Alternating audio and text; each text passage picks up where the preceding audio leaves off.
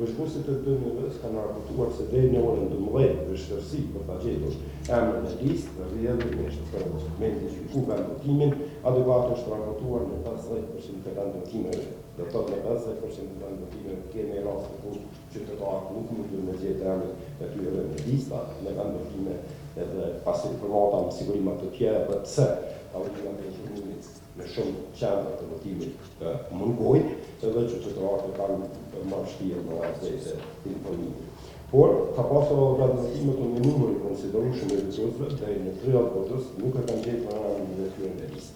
Domethënë, edhe këtu prim komuna e Prishtinës ose Pejës, ku qytetarët i kanë këto vështirësi me gjetjen emrin e tyre në listë.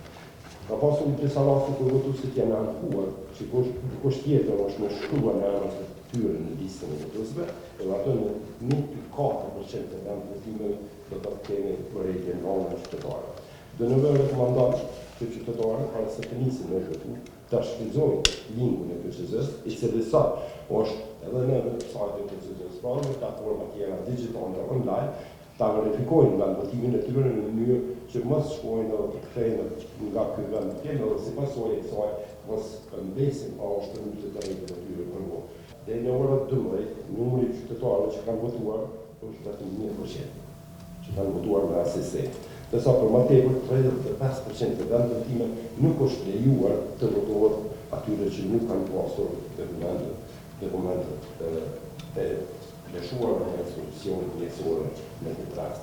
Nëse i shohim krahasimin të votimit me ACC në zgjedhjet e vitit në vitin fakt, ka qenë 6% në Shkodër, ndërsa tani është 1%. Kemi një përgjegjësim edhe një përkushtim të shkallën votuesve për pasur të dokumentacione, por edhe të komisionerëve për mos lejuar qytetarët se nuk i respektojnë rregullat thjesht për të votuar.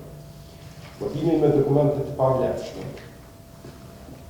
Dënëve ka gjetur se 16% të votimeve ka pasur deri në 4 raste të identifikimit me dokumente të skaduara përkundër rregullave që nuk lejojnë votimin me këto dokumente.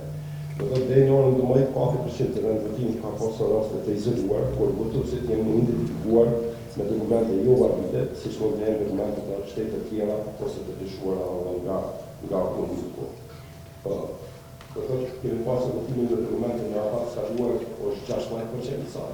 Nësa ka qenë në Shkodër, do të ose deri në 4 raste ka qenë në Shkodër si raste të izoluara. Votimi me asistencë me dokumentet, në fakt me dokumentet skaduara, ku është duke u zhvilluar më shumë është në regionin e Prizrenit, kryesisht në komunën e Prizrenit dhe në komunën e Sarajevës, dhe në rreth që kemi thirrje komisionerëve të zbatojnë ligjin dhe mos lejojnë që të votohet me dokumentet të skaduar, pasi nuk kemi një qendrim dhe vendim tjetër nga ana e KQZ-s për të krijuar